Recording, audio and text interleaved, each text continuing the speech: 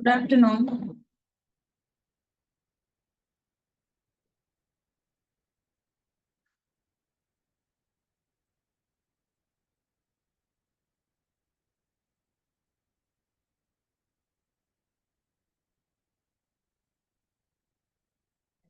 Lifestyle and communicable diseases பத்தி பார்த்துட்டு இருந்தோம் இல்லையா?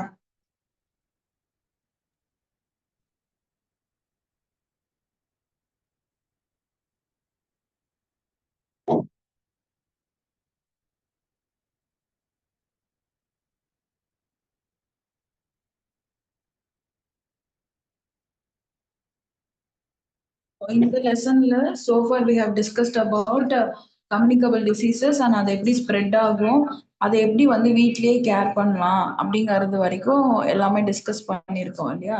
எப்படி அதை டேக் கேர் பண்ணணும், எப்படி அதை கண்ட்ரோல் பண்ணணும், அண்ட் கம்யூனிகபிள் டிசீசஸ்னா எப்படி இருக்கும், நான் கம்யூனிகபிள் டிசீசஸ்னா எப்படி இருக்கும், அது நம்ம வாழ்க்கை முறை மாற்றத்தினால என்ன மாதிரியான டிசீசஸ் இருக்கும். That's okay, no problem. Listen பண்ணா போதும்டா. ஃபைன். ஸோ அந்த மாதிரி அந்த லைஃப் ஸ்டைல் சேஞ்சஸ்னால நமக்கு என்ன மாதிரி பாதிப்பு நம்ம உடம்புல இருக்கு வருது, ஆனா அதை வந்து எப்படி டேக் கேர் பண்ணணும்ன்றது எல்லாமே டிஸ்கஸ் பண்ணியிருந்தோம் இல்லையா? ஸோ அதுல நம்ம வந்து சில லைஃப் ஸ்டைல் டிசீசஸ் வந்து அதை வீட்லயே எப்படி நம்ம கேர் பண்ணலாம் அப்படிங்கறதையும், அண்ட் வந்து ஹெச்ஐவி எய்ட்ஸ் பத்தியும் மட்டும் இன்னைக்கு டிஸ்கஸ் பண்ணுவோம். ஸோ தட் இந்த லெசன் வந்து இந்த டாபிக்ஸோட முடியும். அண்ட் கம்யூனிகபிள், நான் கம்யூனிகபிள் அப்படி அதாவது நான் கம்யூனிகபிள் அதை தான் வந்து லைஃப் ஸ்டைல் டிசீசஸ் அப்படின்னு வந்து சொல்லுவோம். பரவக்கூடிய நோய் அண்ட் வந்து தொற்று பாதிக்காத நோய் அப்படின்னு சொல்லுவோம் இல்லையா? அதை தான் வந்து லைஃப் ஸ்டைல் டிசீசஸ் அப்படின்னு சொல்லுவோம். வாழ்க்கை முறை மாற்றத்தினால நமக்கு வர்றதுன்னு பாத்தீங்கன்னா டயபெட்டிஸ், இல்ல ஒபிசிட்டி ஆகுறது, ஹார்ட் ப்ராப்ளம் வர்றது, அந்த மாதிரியான டிசார்டர்ஸ் எல்லாம் நம்மளுடைய உணவு பழக்க வழக்கங்கள், லைஃப் ஸ்டைல் டிசார்டர்ஸ் மூலமா ஒழுங்கா ஆக்டிவிட்டி பண்ணல, பிசிக்கல் ஆக்டிவிட்டி இல்ல, ஃபுட் அதுக்கேற்ற மாதிரி இல்ல, அந்த மாதிரி பிரச்சனை இருக்கிறப்போ இப்படி நமக்கு டிசீசஸ் வரும். அதை தான் வந்து லைஃப் ஸ்டைல் டிசீசஸ் அப்படின்னு நம்ம சொல்லுவோம். அண்ட் அது ஓரியன்டா பாக்குறப்ப அது வந்து பரவாத நோய் இல்லையா, தொற்று பாதிக்காத நோய் அப்படின்னு வந்து சொல்லலாம். நான் ஒருத்தர்கிட்ட இருந்து இன்னொருத்தருக்கு வந்து அது பரவாது. இந்த டயபெட்டிஸோ இல்ல வந்து ஒபிசிட்டி அப்படிங்கறதோ, ஹார்ட் ப்ராப்ளமோ, ஹார்ட் ப்ராப்ளம் இருக்கவங்களை நீங்க தொடுறீங்க, அவங்க கூட இருக்கீங்க, அவங்க யூஸ் பண்ற கிளாத்ஸ், அவங்க யூஸ் பண்ற மெடிசின்ஸையோ இல்ல அவங்க கூட டச்ல இருக்கீங்க, அதனால உங்களுக்கு பாதிப்பு வருது அப்படின்னு வந்து சொல்ல முடியாது. இதே வந்து நீங்க ஃபீவர்ல கோல்டு இருக்கும், காலராவோ டைஃபாய்டோ அந்த மாதிரி மினிமலா இருக்கும் இல்லையா, அதெல்லாம் வந்து நமக்கு கம்யூனிகபிள் டிசீசஸ் அப்படின்னு சொல்லுவோம். ஏன்னா அது ரொம்ப அதிகமா பரவும். ஒருத்தர்கிட்ட இருந்து இன்னொருத்தருக்கு காற்று மூலமாவோ, அவங்க யூஸ் பண்ற கிளாத்ஸ் மூலமாவோ, அவங்க கூட டச்ல இருக்கிறது மூலமோ சம்பவம் அது வந்து பரவும். ஸோ அதை தான் வந்து கம்யூனிகபிள் டிசீசஸ் அப்படின்னு சொல்லுவோம். ஸோ தொற்று ஏற்படக்கூடிய நோய்கள் அப்படின்னா அதை வந்து கம்யூனிகபிள்னு சொல்லுவோம். தொற்று பாதிக்காத நோய் அப்படின்னா அது non communicable. That non communicable is also called as lifestyle diseases அப்படின்னு வந்து சொல்லலாம். அண்ட் இந்த டேபிள்ல பாத்தீங்கன்னா நமக்கு வந்து கம்யூனிகபிள் டிசீசஸ் பத்தி கொடுத்துருப்பாங்க.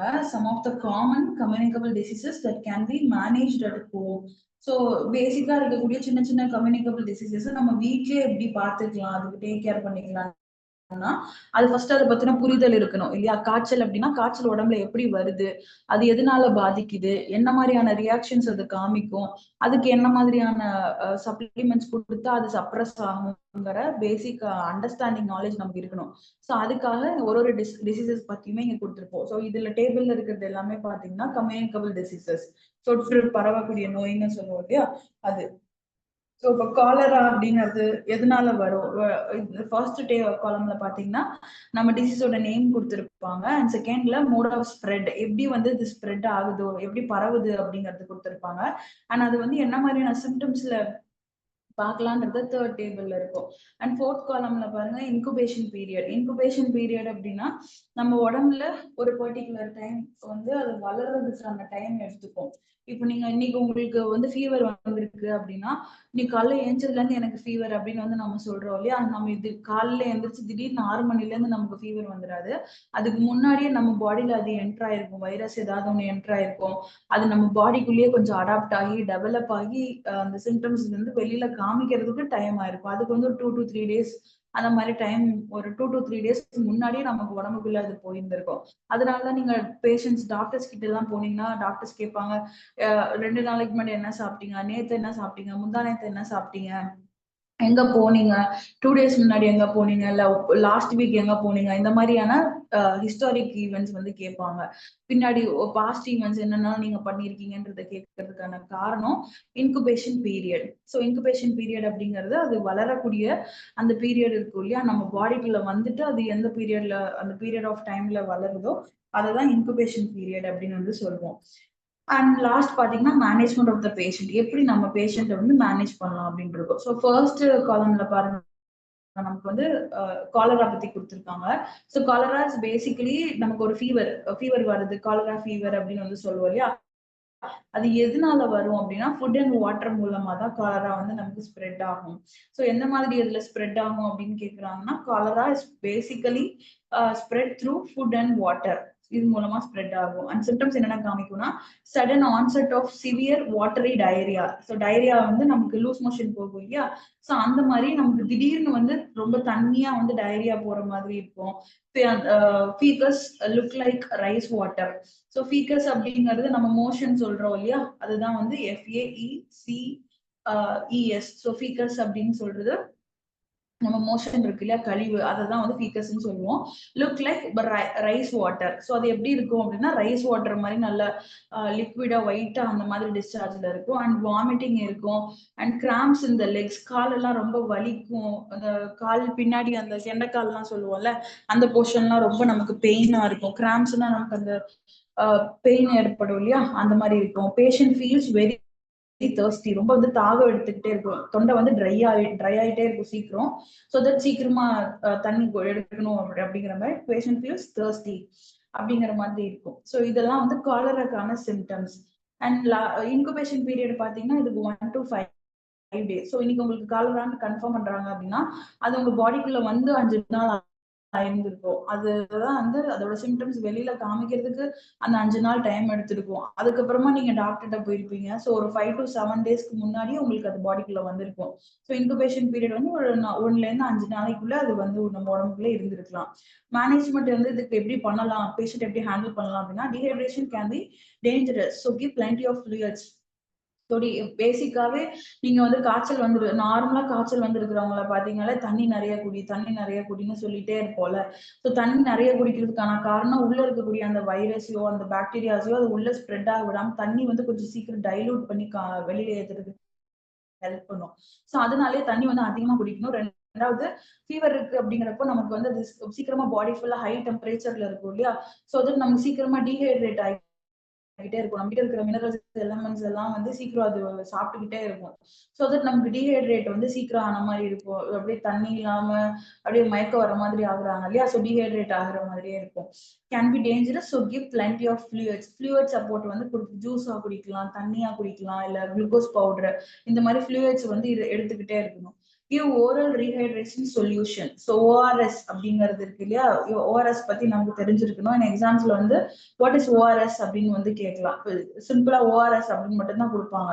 ORS அப்படின்னாலே அதுக்கான அப்ரிவேஷன் என்னது, ஓரல் ரீஹைட்ரேஷன் சொல்யூஷன், அதுதான் ORS அப்படின்னு சொல்லுவோம். இட்ஸ் நத்திங் பட் உப்பு சர்க்கரை கரைசல் அப்படின்னு வந்து சொல்லுவோம் இல்லையா, உப்பும் வந்து சுகரையும் வந்து நல்லா டைல்யூட் பண்ணி ஈக்குவல் அமௌண்ட்ல போட்டு டைல்யூட் பண்ணி குடிக்கிறது. ஸோ அதுதான் நம்ம ORS பாக்கெட்னு சொல்லிட்டு மெடிக்கல் எல்லாம் விற்கிறோம் இல்லையா.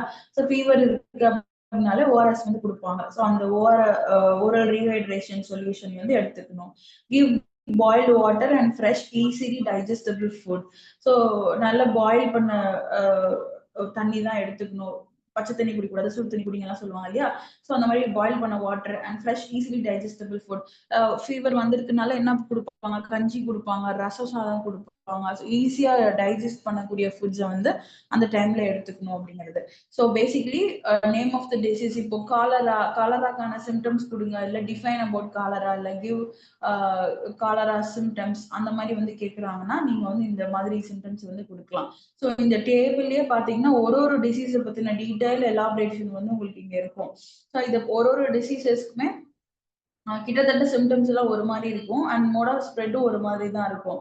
அந்த இன்குபேஷன் பீரியடும் பேஷண்ட் மேனேஜ்மெண்ட் மட்டும் கொஞ்சம் டிஃபர் ஆகும். அதை மட்டும் தெளிவா தெரிஞ்சுக்கிட்டீங்கன்னா அந்த டிசீஸ் பத்தி எக்ஸாம்ல கேட்கறாங்கன்னா நீங்க அந்த ஈஸியா எழுதிக்கலாம். ஏதாவது ஒரு டிசீசஸ் இல்ல ஏதாவது 2 டிசீசஸ் கொடுத்து அதை பத்தி கேட்கலாம். டிஃபைன் காலரா இல்லைன்னா define cholera and typhoid, define cholera and hepatitis, அந்த மாதிரி வந்து ஏதாவது ஒண்ணு கேட்கலாம். செகண்ட் ஒன் பாருங்க டைஃபாய்டு. ஸோ டைஃபாய்டு அப்படிங்கிறதுக்குமே மோட் ஆஃப் ஸ்ப்ரெட் என்னது, ஃபுட் அண்ட் வாட்டர். இது மூலமா தான் நமக்கு வந்து உடம்புக்குள்ள வரும். சிவியர் ஹெட்ஏக் சிம்டம்ஸ் எப்படி இருக்கும், ரொம்ப தலைவலிக்கும், ஃபீவர் வித் லோ பல்ஸ், நமக்கு வந்து low pulse, BP, blood pressure இருக்கு இல்லையா, அது வந்து சீக்கிரமா லோ ஆகும், ப்ரெஷர் வந்து கம்மி ஆகும் டைஃபாய்டுல. ஸோ தட் நமக்கு வந்து லோ பல்ஸ்ல வந்து போற மாதிரி இருக்கும். White coated tongue.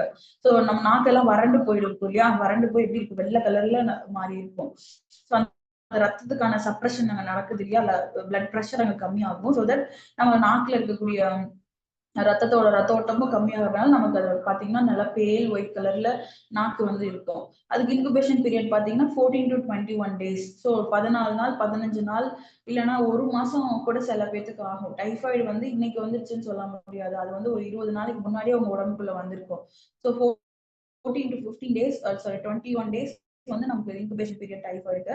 And management எப்படி பண்ணலாம்னு பாத்தீங்கன்னா blood culture and other test should be done. So இதுக்கு எப்படி பண்ணணும் அப்படின்னா, நமக்கு டைஃபாய்டுங்கிறது கொஞ்சம் சிவியர் கண்டிஷன்.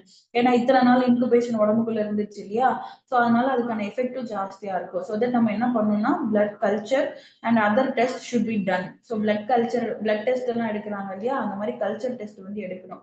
அந்த மோட் ஆஃப் வைரஸ் வந்து எந்த மாதிரியான வைரஸ்ன்னு கண்டுபிடிக்கிறதுக்காக கல்ச்சர் டெஸ்ட் வந்து எடுப்பாங்க. அதனால நம்ம வந்து பிளட் கல்ச்சர் டெஸ்ட் எடுக்கணும். அந்த other test should be done. மற்ற டெஸ்ட் பிளட் ரிலேட்டடா இருக்கக்கூடிய ஃபீவருக்கு நம்ம சொன்னோம்னாலே ஒரு பர்டிகுலர் குரூப் ஆஃப் டெஸ்ட் எடுப்பாங்க லேப்ஸ்ல. அந்த மாதிரி டெஸ்ட் எடுத்துக்கணும். Give the prescribed medication to the patient. கண்டிப்பா வந்து பிளட் டெஸ்ட் வச்சு டாக்டர்கிட்ட கூட்டிட்டு போகணும். ஆனா டாக்டர் கொடுக்குற மெடிகேஷன்ஸ் தான் கண்டிப்பா ஃபாலோ பண்ணணும். ஏன்னா டைஃபாய்டு வந்து கொஞ்சம் சிவியரான கண்டிஷன்ல இருக்கும். ஏன்னா பிளட் ப்ரெஷர் வந்து அது கம்மியாக்குறதுனால, பிளட் ப்ரெஷர் கம்மியானாலே நமக்கு பல்ஸ் லோ ஆகும் இல்லையா, அதனால அதுக்கு நமக்கு சீக்கிரம் முடிஞ்ச அளவுக்கு எமர்ஜென்சி கேர் கொடுக்கறது ரொம்ப நல்லது. அண்ட் தேர்ட் பாத்தீங்கன்னா ஹெப்படைட்டிஸ். ஹெப்படைட்டிஸ் அப்படிங்கிறது நம்மளுடைய லிவர் சார்ந்த பிரச்சனை, அதான் ஹெப்படைட்டிஸ் அப்படின்னு வந்து சொல்லுவோம். இட்ஸ் நத்திங் பட் ஜாண்டிஸ் சொல்றோம் இல்லையா, மஞ்சக்காமாலை அப்படின்னு சொல்றோம், அதுதான் வந்து ஹெப்படைட்டிஸ். அது வந்து இப்ப மெடிக்கல் டேர்ம்ல பயாலஜிக்கலா சொல்லணும்னா ஹெப்படைட்டிஸ் அப்படின்னு வந்து சொல்லலாம். ஹெப்படைட்டிஸ் நமக்கு எப்படி வரும் அப்படின்னா ஃபுட் அண்ட் வாட்டர் மூலமா தான் வரும். அண்ட் இதுக்கான சிம்டம்ஸ் எப்படி இருக்கும்னு பாத்தீங்கன்னா ஃபீவர் இருக்கும், dark yellow urine. So urine எப்படி இருக்கும், நமக்கு நல்லா எல்லோ கலர்ல, ரொம்ப எல்லோ கலர்ல போகும். எல்லோயிஷ் டிஞ்ச் இன் ஐஸ். ஸோ எல்லோயிஷ் டிஞ்ச் அப்படிங்கிறது நம்ம கண்ணுல பாத்தீங்கன்னா ஃபுல்லா கண்ணே வந்து மஞ்சள் பூத்து இருக்கு அப்படின்னு வந்து சொல்லுவாங்க. ஸோ மஞ்சக்காமல வந்திருக்கு அப்படின்னா கண்ணு, நாக்கு, கை, நகம் இருக்கு இல்லையா, இது எல்லாமே வந்து எப்படி இருக்குன்னா எல்லோ கலர்ல வந்து மாறி இருக்கும். ஸோ அந்த மாதிரி எல்லோ கலர்ல மாறுறது, ஜெனரல் பேல்னஸ், அப்படியே ஒரு மாதிரி வெளுத்து போன மாதிரி ஆயிருப்பாங்க. வெளுத்து போய் ஒரு மாதிரி மஞ்சள் கலர்லயே அவங்க டேர்ன் ஆன மாதிரி தெரிவாங்க ரிஃப்ளெக்ஷன் பாக்குறப்போ. அண்ட் லாஸ் ஆஃப் அப்படைட், பசியே எடுக்காது அவங்களுக்கு. ரொம்ப வந்து வெயிட் கம்மியாயிருவாங்க, பசியே இருக்காது. அப்டாமினல் டிஸ்கம்ஃபர்ட், வயிற்றுல வந்து ஒரு ஒரு மாதிரியான அழுத்தம் இருந்துகிட்டே இருக்கும் அவங்களுக்கு. வயிறு வலிக்குதுன்னு சொல்லிட்டே இருப்பாங்க இந்த மஞ்சக்காமல வந்தவங்க எல்லாம் பாத்தீங்கன்னா. வை பிகாஸ் அப்டாமினல் டிஸ்கம்ஃபர்ட், வயிறு பகுதியில ஒரு மாதிரியான அழுத்தம் அவங்களுக்கு இருந்துகிட்டே இருக்கும். ஸோ இது பாத்தீங்கன்னா இன்குபேஷன் பீரியட் நமக்கு 20 to 35 days. ஸோ இது ஹெப்படைட்டிஸ் நம்ம உடம்புக்குள்ள எப்படி வளருது அப்படின்னா, வளர்றதுக்கான டைம் பீரியட் பாத்தீங்கன்னா 20ல இருந்து 35 நாள் ஆகும். ஸோ ஒரு மாசத்துக்கு 1.5 மாசத்துக்கு முன்னாடியே நம்ம பாடிக்குள்ள வந்து அது வேலையை காமிக்க ஆரம்பிச்சிருக்கும். ஸோ அந்த 20 to 35 டேஸ்க்கு அப்புறமா தான் நமக்கு இந்த எஃபெக்டே காமிக்கும். சில பேத்துக்கு மிடில்ல காமிக்கும்.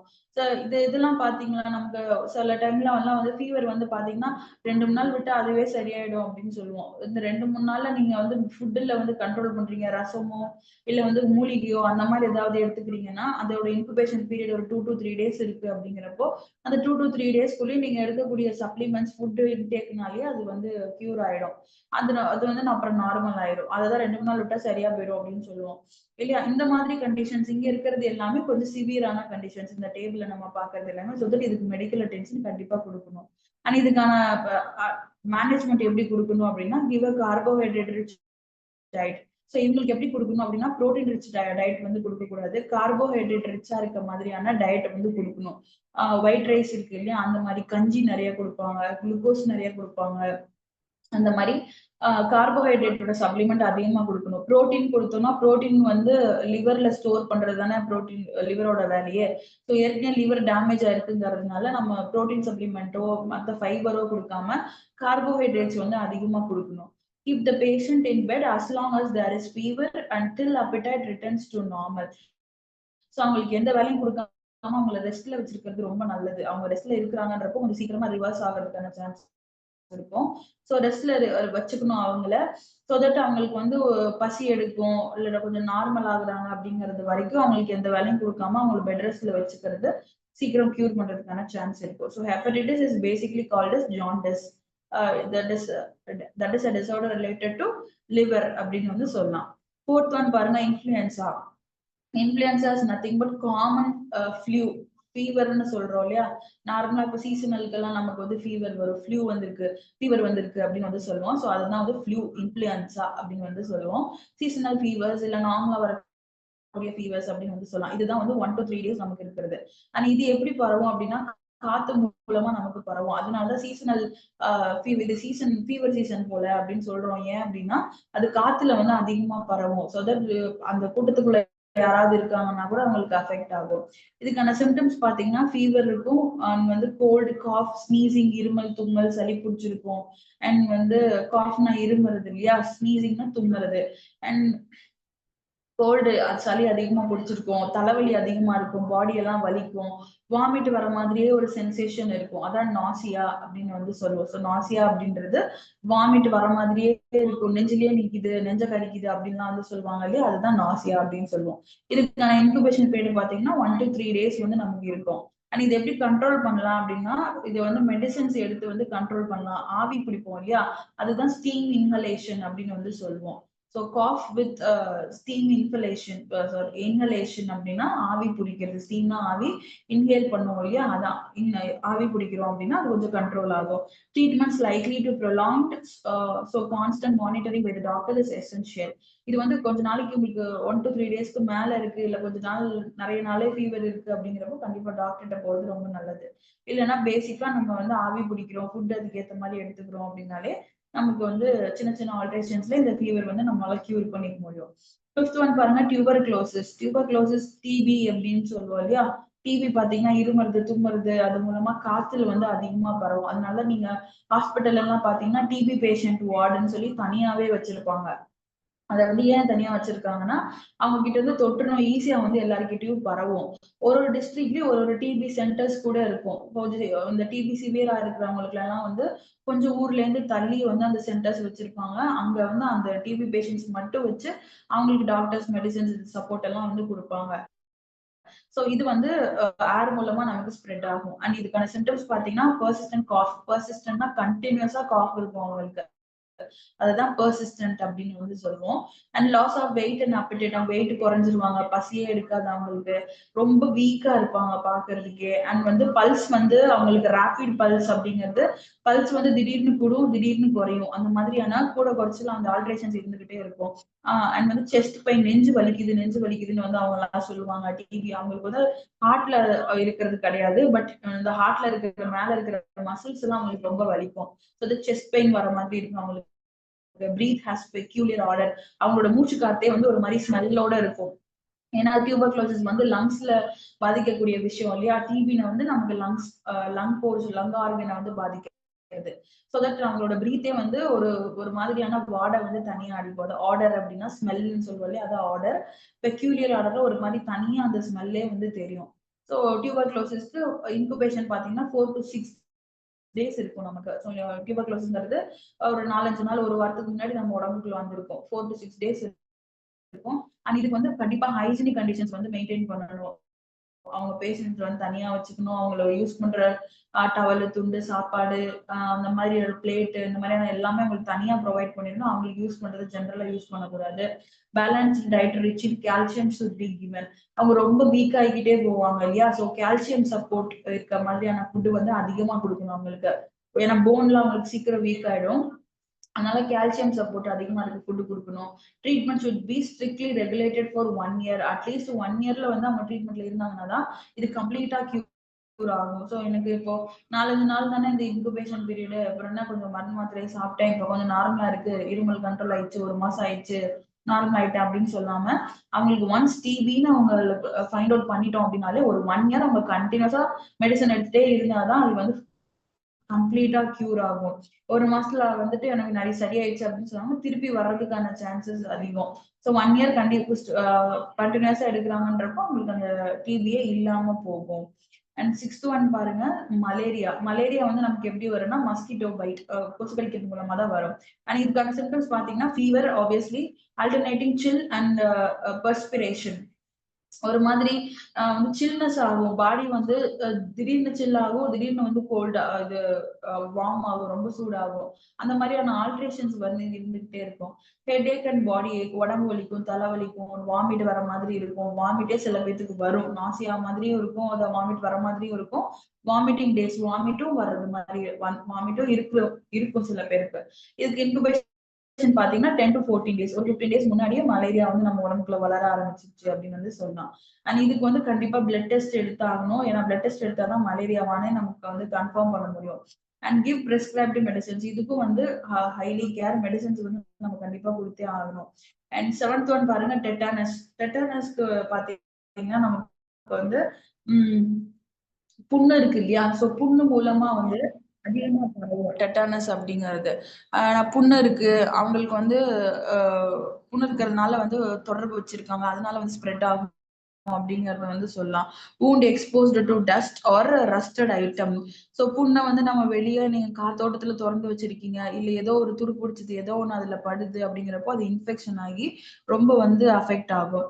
அண்ட் இதுக்கு வந்து சிம்டம்ஸ் பாத்தீங்கன்னா ரொம்ப ரெஸ்ட்லெஸ்ஸா இருப்பாங்க, அதாவது தூக்கமே இருக்காது, கனாத்திட்டே இருப்பாங்க, அந்த மாதிரியான ஒரு ரெஸ்ட்லெஸ்னஸ் இருக்கும் அவங்களுக்கு. தலைவலி இருக்கும், ஃபீவர் இருக்கும், ஸ்டிஃப் நெக், கழுத்துலாம் பாத்தீங்கன்னா ஒரு மாதிரி மாதிரி இருக்கும், அதாவது இறுகி போடாம டைட் ஆன மாதிரி இருக்கும். Difficulty in chewing and swallowing, சாப்பிடுறதுக்கு, மெல்றதுக்கு, முழுங்குறதுக்கு எல்லாம் வந்து ரொம்ப சிரமப்படுவாங்க. Spasm of muscles of jaw and face. இந்த jaw and face muscle, face portions இருக்கு இல்லையா, அதுவே வந்து கொஞ்சம் டைட்டன் ஆயிடும் அவங்களுக்கு. நெக் போர்ஷன், மூஞ்சியில இருக்கிறது எல்லாமே வந்து நல்லா டைட்டன் ஆயிடும். So that spasm of muscles and jaws அப்படின்னா அவங்களுக்கு வந்து அந்த முகப்பகுதியில் இருக்கக்கூடிய அந்த மசில்ஸ் எல்லாமே வந்து ஸ்டக்கான மாதிரி ரொம்ப டைட்டா இறுக்கி கொடுக்கும்.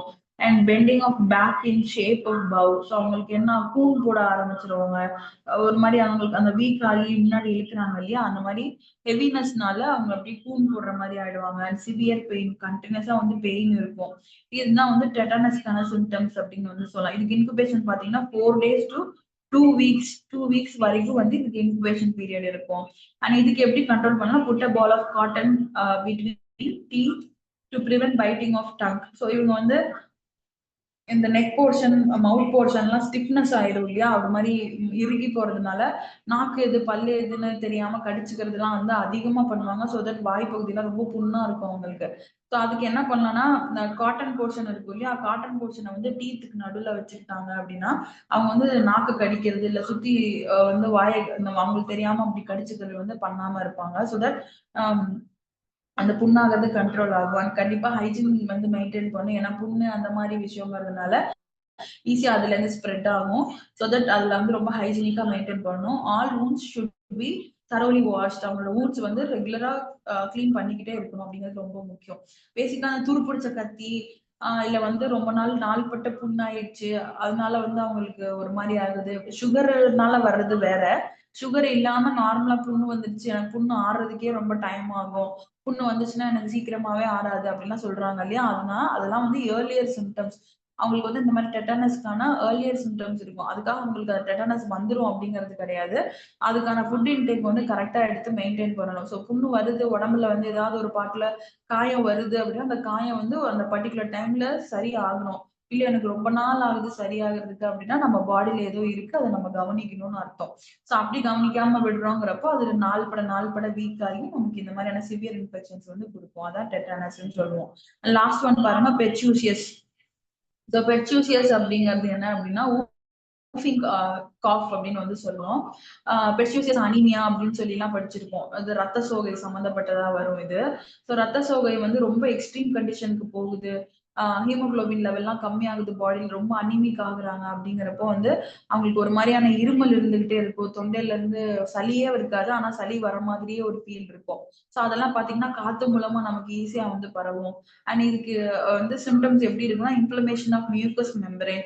மூக்குல இருந்து அவங்களுக்கு வந்து தண்ணி வர மாதிரியே இருக்கும். மூக்கு சம்பந்தப்பட்ட போர்ஷன்ல வந்து அவங்களுக்கு ஏதாவது ஒரு சிவந்த மாதிரி ஸ்கின் அலர்ஜிஸ் மாதிரி தெரியும், இல்ல உள்ள இருந்து தண்ணி வடியும். அந்த மாதிரி ஏதாவது ஒரு மியூக்கஸ் மெம்பரேன் சம்பந்தப்பட்டது வரும். ஸோ மியூக்கஸ் மெம்பரேன் அப்படிங்கிறது இஸ் நத்திங் பட் நம்ம இது மூக்குல இருந்து மூக்குக்குள்ள ஒரு லிக்விட் கண்டென்ட் இருக்கு இல்லையா, அதுதான் மியூக்கஸ் மெம்பரேன் அப்படின்னு வந்து சொல்லுவோம். அதுல ஏதாவது ஒரு காயங்கள் இல்ல அதுல ஏதாவது ஒரு லீக்கேஜஸ் இருக்கலாம், அதான் இன்ஃப்ளமேஷன், வீக்கம் அந்த மாதிரி இருக்கும். அதுதான் வந்து சொல்லுவோம். And severe bouts of cough accompanied by whoop like wound. So கண்டினியூஸா அவங்க வந்து இருமிக்கிட்டே இருக்காங்க அப்படிங்கிறப்ப அவங்களுக்கு அந்த சவுண்ட் இருக்கு இல்லையா, இந்த சவுண்ட் அவங்க இருமிக்கிட்டே இருக்கிறதுனாலே வந்து இந்த தொண்டை பகுதி, காது பகுதி இது எல்லாமே வந்து கண்டினியூஸா சேர்ந்த மாதிரி புண்ணாயிடும் சீக்கிரம். அண்ட் இதுக்கு இன்குபேஷன் பாத்தீங்கன்னா 7 to 12 days நமக்கு. அண்ட் இதுக்கு எப்படி ட்ரீட் பண்ணலாம் அப்படின்னா, கம்ப்ளீட் ஐசோலேஷன். இந்த இருமுறது மாதிரி காத்துல பரவக்கூடிய நோய்கள்லாம் இருந்துச்சுன்னா கண்டிப்பா அவங்களை வந்து ஐசோலேட் பண்ணிடணும், தனியா ஒரு இடத்துல வச்சிடணும்.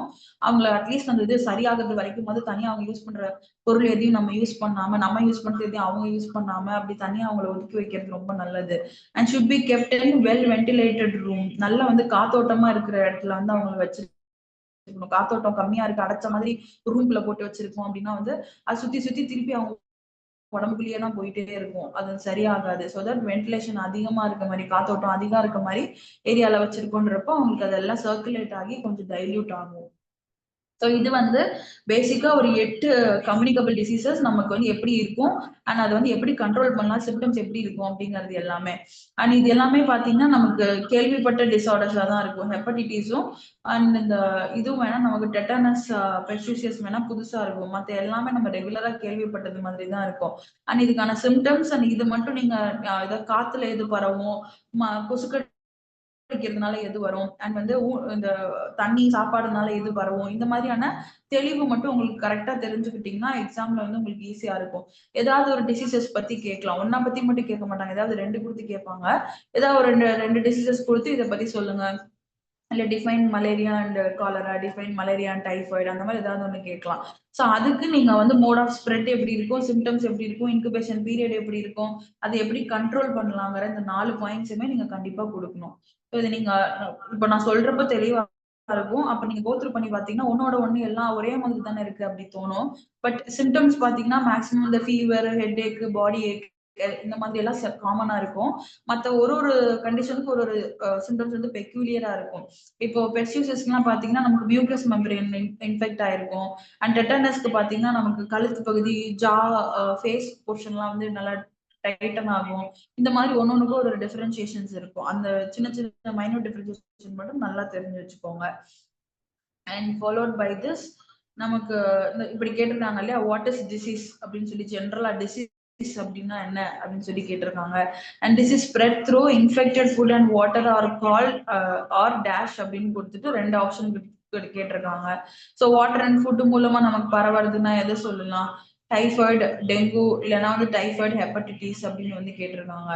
இது வந்து எதனால பரவும்னு நம்ம சொல்லலாம், டைஃபாய்டு அண்ட் ஹெப்படைட்டிஸ்ன்னு சொல்லலாமா. ஸோ டெங்கு பேசிக்கலி நமக்கு தெரியும் இது கொசு கடிக்கிறதுனால பரவும் அப்படின்ட்டு. ஸோ டைஃபாய்டு அண்ட் ஹெப்படைட்டிஸ் அப்படின்னு சொல்லலாம். ஸோ இந்த மாதிரி வந்து கொஸ்டின்ஸ் இருக்கும் உங்களுக்கு.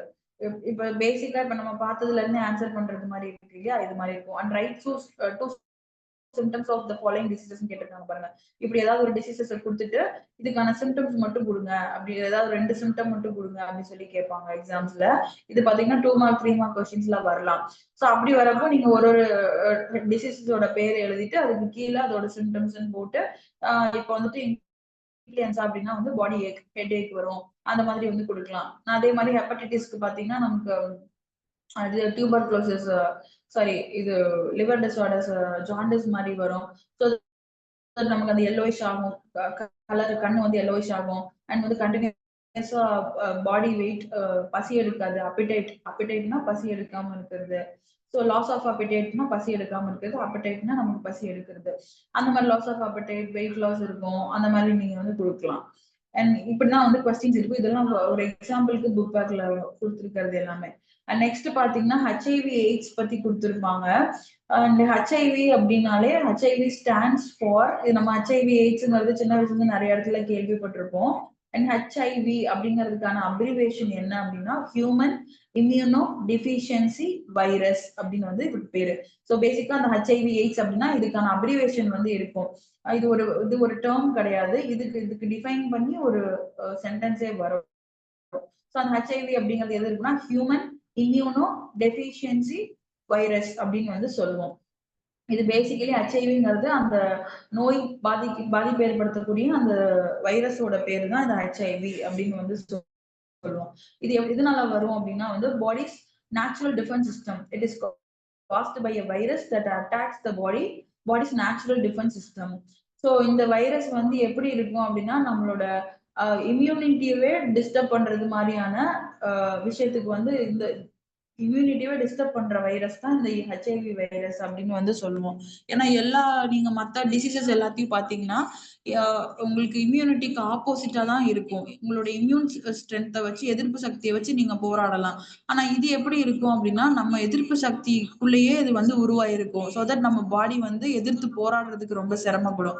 அதனாலதான் இதுக்கு வந்து மெடிசனே இல்ல, ஹெச்ஐவி வந்தா அது வந்து போயிட வேண்டியதான், ஆளே இருக்க மாட்டாங்க, டெத் ரேட் வந்து ஜாஸ்தி அப்படின்னு சொல்றதுக்கான காரணம் வந்து அதுதான். ஸோ வந்து இது நேச்சுரலா நம்ம பாடியில டிஃபென்ஸ் சிஸ்டம் அப்படின்னா எதிர்த்து போராடுறது, அதுதான் டிஃபென்ஸ் அப்படின்னு சொல்லுவோம்.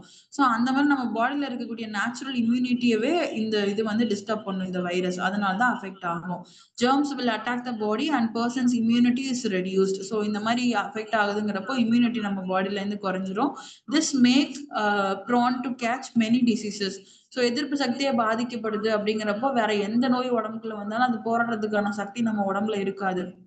என்ன மாதிரி மெடிசன் சப்ளிமெண்ட் நம்ம கொடுத்தாலும் அந்த டிசீசஸை வந்து எதிர்த்து போராடாது. ஸோ தட் நமக்கு அதுக்கான டிரான்ஸ்மிஷன் வந்து ஜாஸ்தியா இருக்கும். அந்த வைரஸ் வந்து அப்போ ஈஸியா வந்து மல்டிப்ளை ஆகிக்கிட்டே போகும், உடம்பு ஃபுல்லா அது பரவும். has completely destroyed the person's defense system. HIV வந்து நம்மளோட இம்யூனிட்டி சிஸ்டம், எதிர்ப்பு திறனவே சுத்தமா பாதிச்சிரும். AIDS sets in. ஸோ அதுதான் வந்து நமக்கு வந்து எய்ட்ஸ் அப்படிங்கிற நோயை வந்து கொடுக்குது அப்படின்னு வந்து சொல்றோம். ஸோ HIV அப்படிங்கிறது எய்ட்ஸை காஸ் பண்ணக்கூடிய ஒரு வைரஸோட பேர் தான் ஹெச்ஐவி. எய்ட்ஸ் அப்படிங்கறதா நோய் அப்படின்னு வந்து சொல்லுவோம். நம்ம எப்படி இங்க மலேரியா வந்து கொசு கடிச்சதுனால வருது அப்படின்னு சொல்றோம். கொசு கடிச்சதுனால வரக்கூடிய நோய் வந்து மலேரியா. அதே மாதிரிதான் அந்த கொசுக்கு ஒரு பேர் இருக்கு இல்லையா, ஃபீமேல் என்செஃபாலிட்டிஸ். அந்த மாதிரி வந்து ஏதோ ஒரு கொசுக்கு வந்து ஒரு பேர் வச்சிருப்பாங்க அந்த டிசீசஸ்க்கு ஏற்ற மாதிரி. அதே மாதிரி இந்த வைரஸோட பேரு ஹியூமன் இம்யூனோ டெஃபிஷியன்சி வைரஸ். இந்த வைரஸ் உருவாக்கக்கூடிய நோய் வந்து எய்ட்ஸ் அப்படின்னு வந்து சொல்லுவோம். அந்த எய்ட்ஸுமே எதை வந்து சொல்லுவோம் அப்படின்னா, எதனுடைய குறைபாடு அப்படின்னா AIDS is stands for acquired immunodeficiency syndrome. So இந்த ரெண்டுக்கான அப்ரிவேஷன் வந்து உங்களுக்கு கண்டிப்பா தெரிஞ்சிருக்கணும். ஹெச்ஐவினா ஹியூமன் இம்யூனோடெஃபிஷியன்சி வைரஸ் அப்படின்னு தெரிஞ்சிருக்கணும். எய்ட்ஸ் அப்படிங்கிறது அக்வைர்ட் இம்யூனோடெஃபிஷியன்சி சிண்ட்ரோம் அப்படின்னு சொல்லணும்.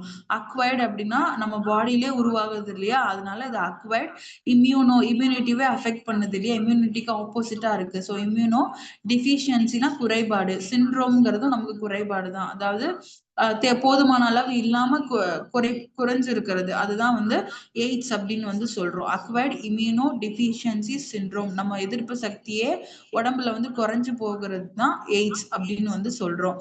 And HIV AIDS is a highly communicable disease. இது வந்து சீக்கிரமா வந்து பரவக்கூடிய விஷயம். எப்படி டிபி வந்து பரவுதோ அது மாதிரி எய்ட்ஸும் வந்து ஒருத்தருக்கு ஒருத்தர் சீக்கிரமா வந்து பரவக்கூடிய, ஸோ ஹைலி கம்யூனிகபிள் டிசீஸ் அப்படின்னு வந்து சொல்லலாம்.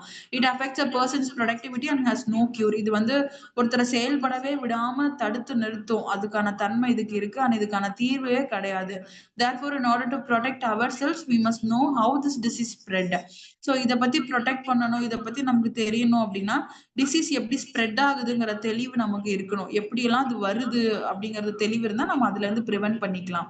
அண்ட் இது வந்து எப்படிலாம் ஸ்ப்ரெட் ஆகும் அப்படின்னா, ஃபர்ஸ்ட் திங் பாத்தீங்கன்னா sexual contact with an infected person. இப்போ ஹெச்ஐவி பாதிச்ச ஒரு பர்சன் இருக்காங்க, எய்ட்ஸ் வந்த ஒரு பர்சன் இருக்காங்க, அவங்க கூட செக்ஷுவலி கான்டாக்ட்ல இருக்கிறாங்க அப்படிங்கிறப்போ ஈஸியா அது வந்து ஒருத்தர்கிட்ட அவங்க கிட்ட இருந்து இன்னொருத்தருக்கு டக்குன்னு வந்து டிரான்ஸ்ஃபர் ஆயிடும். செகண்ட் பாருங்க, exchange of infected body fluids. So நம்ம பாடிக்குள்ள இந்த பிளட் டிரான்ஸ்ஃபியூஷன்லாம் பண்ணுவாங்க இல்லையா, பிளட் டிரான்ஸ்ஃபியூஷனும் ஆர்கன் டிரான்ஸ்ஃபர்லாம் பண்ணுவாங்க. அந்த மாதிரி எல்லாம் இப்போ நீங்க பிளட் பேங்க்ல எல்லாம் நிறைய பாத்தீங்கன்னா ஹெச்ஐவி டெஸ்ட் வந்து எடுப்பாங்க. நீங்க என்ன யாருக்கு பிளட் கொடுக்குறீங்க இல்ல பிளட் வாங்குறீங்க அப்படின்னாலும் அந்த பிளட்டுக்கு வந்து ஹெச்ஐவி டெஸ்ட் எடுத்திருப்பாங்க. ஸோ அந்த மாதிரி அந்த பிளட் வந்து அந்த பர்டிகுலர் பர்சன் வந்து ஹெச்ஐவி ஃப்ரீயா இருக்காங்களான்னு டெஸ்ட் பண்ணிட்டு எடுக்கணும். ஸோ அந்த மாதிரியான டிரான்ஸ்ஃபியூஷன்ஸ் பிளட் டிரான்ஸ்ஃபியூஷன்ங்கிறது அந்த பிளட் டிரான்ஸ்ஃபர் சொல்றோம் இல்லையா, அதுதான். ஸோ ரத்த பிளட் பேங்க்ஸ்ல எல்லாம் இது பேசிக்கா பண்ணக்கூடிய விஷயம். ஸோ இப்படி வந்து இன்ஃபெக்ட் ஆன பர்சன் கிட்ட இருந்து பிளட் டிரான்ஸ்ஃபர்ஸோ இல்ல பாடியில இருக்கக்கூடிய ஏதோ ஒரு ஃப்ளூயிட்ஸை வந்து எக்ஸ்சேஞ்ச் பண்றதுக்காக வாங்குறோம்னா அது வந்து பரவும். அதனால use of infected needles. So அந்த இன்ஃபெக்டட் ஹெச்ஐவி பேஷண்ட்ஸ்க்கு யூஸ் பண்ண நீடில்ஸை வந்து அதே அதே இதை வந்து இன்னொரு பேஷண்ட்டுக்கு யூஸ் பண்றோம் அப்படிங்கிறப்போ அதுவும் வந்து அது மூலமாவும் நமக்கு வந்து பரவும். From infected mother to child during pregnancy or at birth. So HIV infected mother இருக்காங்க அப்படின்னா அவங்க வந்து பிரெக்னன்டே ஆகுறாங்க அப்படின்னாலும் அவங்க மூலமா அவங்களோட குழந்தைக்கு வந்து அது கண்டிப்பா அந்த ஹெச்ஐவி வந்து டிரான்ஸ்ஃபர் ஆகும்.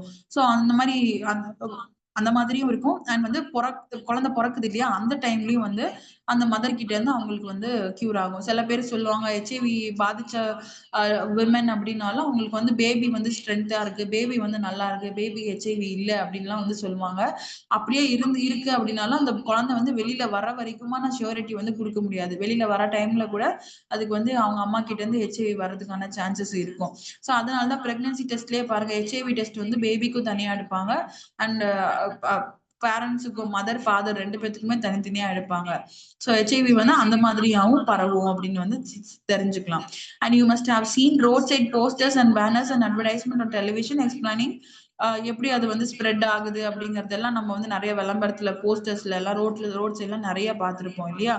ஸோ பேசிக்கா வந்து அப்படி நம்ம பார்த்ததுனால என்ன பண்ணுவோம், ஹெச்ஐவி ஒருவேளை அவங்களுக்கு அஃபெக்ட் ஆயிருக்கு அப்படின்னா அவங்க தப்பானவங்க, அவங்க ஏதோ பண்ணிட்டாங்க அவங்களுக்கு அதனாலதான் வந்திருக்குன்னு சொல்லிட்டு அவங்கள வந்து ஒரு மாதிரி தீண்டத்தகாதவங்க மாதிரி ட்ரீட் பண்றோம் இல்லையா. அப்படி பண்ணாம அதுக்கு அது வந்து ஸ்ப்ரெட் ஆகிறதுக்குரிய ஒரே சோர்ஸ் பாத்தீங்கன்னா நம்ம மேல பார்த்தோம் இல்லையா, அந்த 4 ஆப்ஷன் பிளட் டிரான்ஸ்ஃபியூஷனும் அவங்க கிட்ட இருந்து நம்ம வந்து அவங்க உடம்புக்குள்ள இருந்து ஏதாவது எடுத்து நம்ம உடம்புக்குள்ள யூஸ் பண்றோம், அந்த மாதிரி விஷயம்னாலதான் டிரான்ஸ்ஃபர் ஆகுமே தவிர அவங்கள தொடுறதுனால அவங்க கூட அவங்க பக்கத்துல நிக்கிறதுனால நமக்கு வந்து டிரான்ஸ்ஃபர் ஆகாது. சோ அதுதான் வந்து அந்த அந்த தெளிவு நமக்கு இருக்கணுங்கிறதுனால cannot spread by அப்படின்னு சொல்லி கொடுத்திருக்காங்க பாருங்க. ஹெச்ஐவி வந்து இதனால எல்லாம் ஸ்ப்ரெட் ஆகாது அப்படின்னு சொல்லிட்டு ஷேக்கிங் ஹேண்ட்ஸ், கை கொடுக்குறோம் அவங்க கூட வந்து நீங்க ஹேண்ட் ஷேக் பண்றீங்கன்றதுனால உங்களுக்கு வராது. கிசிங் ஆன் த சீக்ஸ், அவங்களுக்கு நீங்க கிஸ் பண்றீங்க இல்ல பாசமா முத்தம் கொடுக்குறோம் அப்படிங்கறதுனால வந்து அவங்க நமக்கு வராது. Using the same toilet seat, அவங்க யூஸ் பண்ற டாய்லெட்டே நம்ம யூஸ் பண்றோங்கிறதுனால நமக்கு வராது. Standing close to the infected person, அவங்க பக்கத்துல நிக்கிறோங்கிறதுனால நமக்கு வராது. Through the air that is sneezing, காஃபிங் எக்ஸெட்ரா. ஸோ அவங்க இருமுறாங்க தும்முறாங்க, போச்சு அவங்க எச்சி என் மேல பட்டுடுச்சு அப்படின்றதுனால வராது. த்ரோ கப்ஸ், கிளாஸஸ், பிளேட்ஸ், அவங்க யூஸ் பண்ற பிளேட்டு, கப்பு, அந்த தொட்ட பொருள் அது மூலமாலாம் வந்து பரவாது. அவங்க வந்து சாப்பிட்ட சாப்பாடு, அவங்க குடிச்ச தண்ணி அது நம்ம குடிக்கிறோம் அதனால எல்லாம் வந்து பரவும் அப்படின்னா அதனால எல்லாம் பரவாது. There is no cure for HIV AIDS as yet, nor is there any vaccine to protect people. So HIV AIDS once வந்துருச்சு அப்படின்னா அதை எதிர்த்து போராடுற மாதிரியான மெடிசின் சப்போர்ட் எதுவுமே நம்ம இன்னும் கண்டுபிடிக்கல. ஸோ அதே மாதிரி அதுக்கான வேக்சினும் நம்ம வந்து எதுவுமே கண்டுபிடிக்கல. இப்போ போலியோ வேக்சின்லாம் நம்ம வந்து குழந்தைங்களுக்கு போடுவோம் போலியோ வராம இருக்கிறதுக்கு. அதே மாதிரி ஹெச்ஐவி வேக்சின் அப்படின்னு சொல்லி ஒண்ணு கண்டுபிடிக்கவே இல்லை இன்னும். அதுக்கான ஒர்க் வந்து போய்கிட்டே இருக்கு. அதுக்கான மெடிசின் இது வந்து நம்ம ஃபைண்ட் அவுட்டே பண்ணல. Restrict the number of sex partners to one. So இதை வந்து எப்படிலாம் வந்து ப்ரிவென்ட் பண்ணலாம், ப்ரிவென்டிவ் மெஷர்ஸ் அப்படின்னா எப்படிலாம் தடுக்கலாம், அது ப்ரிவென்டிவ் அப்படின்னா தடுக்கிறது. ஸோ எப்படிலாம் ப்ரிவென்ட் பண்ணலாம் அப்படின்னா restrict the number of sex partners to one. So வந்து மல்டிபிள் பர்சன்ஸ் கூட செக்ஸ் வச்சுக்காம 1 to 1 வந்து இருக்கு அப்படிங்கிறப்போ நமக்கு இந்த நோய் வந்து பரவாம வந்து பார்த்துக்கலாம். Use protection during sexual contact. இது வந்து செக்ஷுவல் கான்டாக்ட்ல இருக்கிறப்போ ஏதாவது ப்ரொடெக்ஷன்ஸ் வந்து யூஸ் பண்ணலாம்.